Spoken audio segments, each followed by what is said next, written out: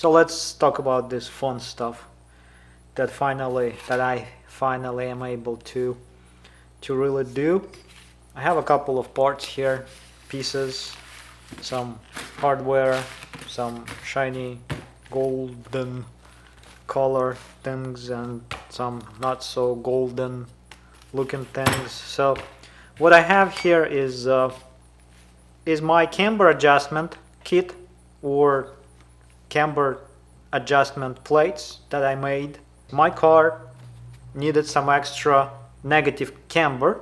I already did all the things that people usually do, the most popular things, most popular solutions. Like in this case I have the strut hat. These strut hats have the alignment pins. You just pull it out. The strut towers have slots, so the top of the strut can slide in and out slightly within the size of those slots. Some people actually mill those slots, enlarge them so you can push the tops of the struts in and get more negative camber. So about 0.5 of a degree, as far as I know, by removing those pins is what you're getting. So I've done that. Then I had the lower control arms. You swap those with the M3 version, which gives you a couple of benefits. One of them is 0.5 of a degree negative camber, because it pulls or pushes the bottom of the wheels in the opposite direction to what this does. So that's 0.5 of a degree this way, 0.5 of a degree that way, so it's about -1 degree in general that you can get by doing those things. I think I had -1.5 or -1.4. I can actually check that and look at that. It's unbelievable, but I could not find my alignment printout that I did last year. So like I said, I think I had -1.4 negative camber, and that wasn't enough, really. Or at least I figured that is not enough. I wanted to have at least -2 degree or something like that, which would be helpful. So in any case, long story short, having exhausted all the regular options that are available, I went one step further and resorted to use of camber plates. Two things here, I guess. So the first thing that you can do, you can buy something like a pre-made, these are not, by the way, those are my XI model reinforcement plates made out of steel that I'm actually going to get rid of. So you can buy fixed camber plates that a couple of different companies or manufacturers have for sale. I looked at those and I did not like the design. The other thing that you can do, thing number two, you can buy a full-blown camber plate with the adjustments and everything. I did not want to do that. It's usually not cheap. So here's what I came up with. I decided, since there is no good option for me out there, I figured I could make something myself. So being in the field of design manufacture and such, it's not a big deal for me to come up with something that I think is the best solution for a problem. And that's what I did, and here's the result. Ta-da! 2 plates that I made myself, designed and machined. These are aluminum, and they are kind of gold color because I went with iridite surface finish. So as far as the design of these plates, it's something that I think makes most sense. I used some factory solutions for the installation, meaning that I reused these M8 studs that come on many of OEM strut hats, I guess. Besides, you still have to press those out in order to install those, and you have to do that on some other aftermarket solutions that are out there. You still have to press these. These are the studs that come with the hats. These are super easy to press out. You just basically knock them out. They come out without any damage or destroying anything. You can actually press them back in. Not a big deal. It's still doable. So, but you have to press them out in order to install camber plates. The next thing to do, I guess I can demonstrate how this is being installed or gets installed. I guess the other thing to note is that the height of these is about 12 millimeters, and that's exactly the height, or more or less height, I wanted to go for. And also, as far as the most important part of this is the angle, and I have the displacement of about 12 millimeters also, which is about ½ inch. So I hope that will give me about, probably not 1 degree extra, but close to slightly over minus 0.5 of a degree extra. And these are fixed angles, so you're getting whatever this plate does. That's what you're getting, I guess, or that's what I'm getting. So in a nutshell, you take your strut head, press those studs out, and you're really ready to install this. So the way this is installed is you basically just get this in like so. Then you have to use these nuts that fit onto these studs.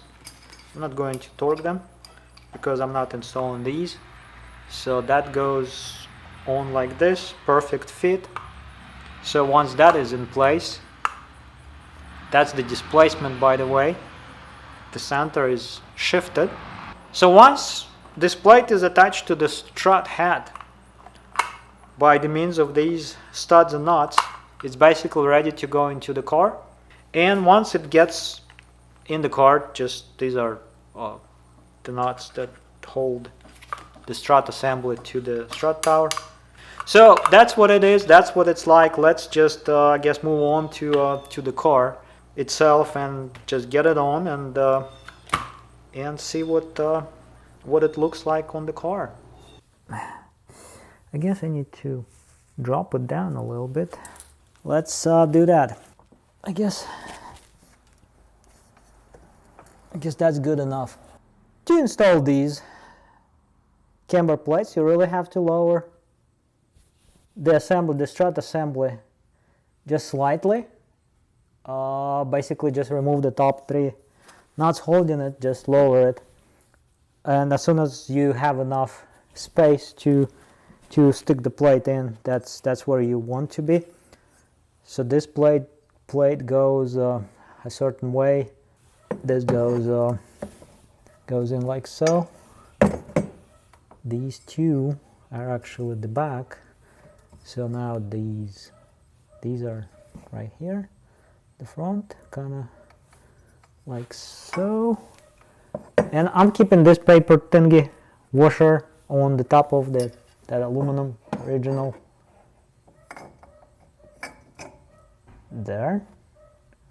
So this is the way once it's in. So this nut gets installed here, then the next one goes here, then the next one goes here. There. This goes here. So once you get these nuts started, you can actually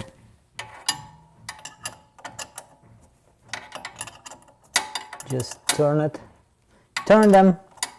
In my case, these are 13 millimeter hex, titanium, and this thing spins. So to make it tight, I figured I can just hold this aluminum piece of aluminum. So I can just run it across 2 studs and just hold against it and just make it. These are M8, so they don't have to be crazy tight. Make it reasonably tight. 1, just double check. 2, and last one right here. Once those knots are tight, this is it. Well, in a sense that's all that it takes to to add these camber plates to your car. What is left to do is to install the other side and push the whole thing, both sides up, line those pins, studs with the slots in the strut towers, and put the nuts on the top. And I might need some extra help, but I'm not sure. So looking top down, that's what it's like. That's the strut assembly that I need to push up into the top of the strut tower and put those nuts on. So I'm pushing it with the jack. It's a foot operated jack, and I'm trying to align. It's probably hard to see. I think I'm scratching paint. Well, it's coming up. It's coming up. All right. At this point, my question would be, we'll catch this with a couple of nuts, like so. If I should actually remove these two nuts and like let it just float free. Should have done that in the beginning. So this will actually, will it float? Yeah. So that's full negative. That's a little bit full out. Do we want to be full negative? I guess if I line it up this way, well, that's what it looks like when installed. Still have to make these tight and pull this up a little bit more, but that's approximately where it is. So the only kind of concern, I guess, would be this. Well, there's plenty of I can still stick my fingers in, well, behind the strut, the spring and strut top. So could have gone another 1/4 inch extra. That's something to make a note of. But I think that's what I would want to have safely. Yeah, there's a little bit of a space, but I think that's just perfect the way it is now. This side is pretty much done. Everything is kind of loose, but I'm going to torque all these nuts when I'm done with the other side, and that once I do that, I can actually get the wheels back on and get it down on the ground and enjoy the results, I guess. Well, I will have to get the alignment done at some point. That's pretty much all for this. I suppose I can do in conclusion type of I guess part of this upgrade, fixed camber plates upgrade. I've got everything assembled, reassembled, plates and everything, struts, got the wheels on, adjusted the height slightly. I think I can see a reflection of myself in the bumper. That's just amazing. The paint is in horrible condition, but I still can see a reflection. That's weird. In any case, like I was saying, I got the wheels on, I adjusted the height slightly, or set it to whatever I think it kind of makes sense to me. It's not as low anymore as I had before. Those camber plates definitely helped. Like I said, 12 millimeters of extra height. I think it looks pretty good, in my opinion. It can be lower. I don't think I want it to be lower. I think this is a pretty good height. Well, depends. It doesn't look as aggressive, I guess, as as it was actually, but that was also not, that lower height was a little bit of a problem. I actually managed those things on the bottom, those plastic things that I'm pointing at or trying to point at, whatever. Look at that horrible scratched bumper. I did not do that. This came with the car. Car came with that scratch, just like it is. I need to still to take care of this paint, but it was so low. I scratched those bottom ones because I replaced those already once. Whatever was on the car when I bought it got ripped off, or was ripped off at least on one side. Replaced those, took it to an autocross or two, and then when I was looking at the bottom of the car, they were really just scratched, and I think they still can feel it, but that's just rubber. It's not that important. So this height, like I was saying, is making more sense to me, but that's besides the point. The point was that the camber plates are in.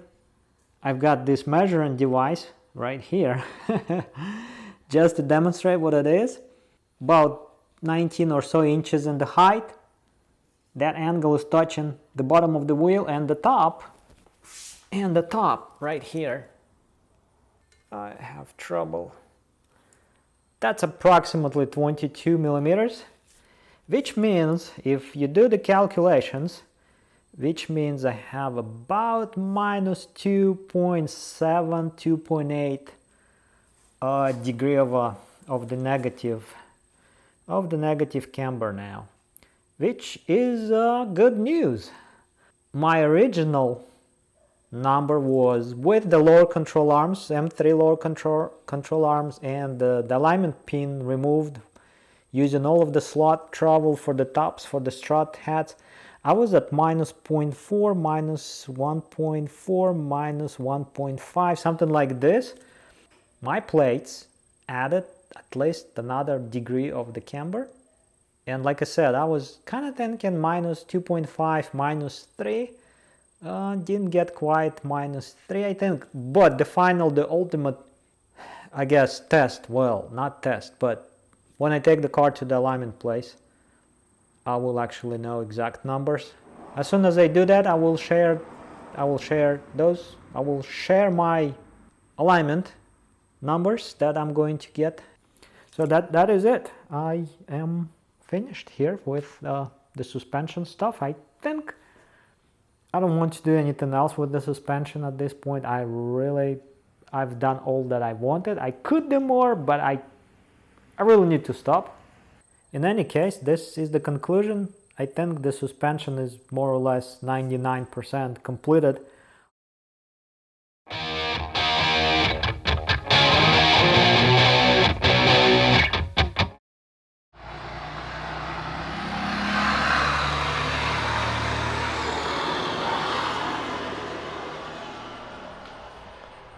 Stupid trucks making all those noises.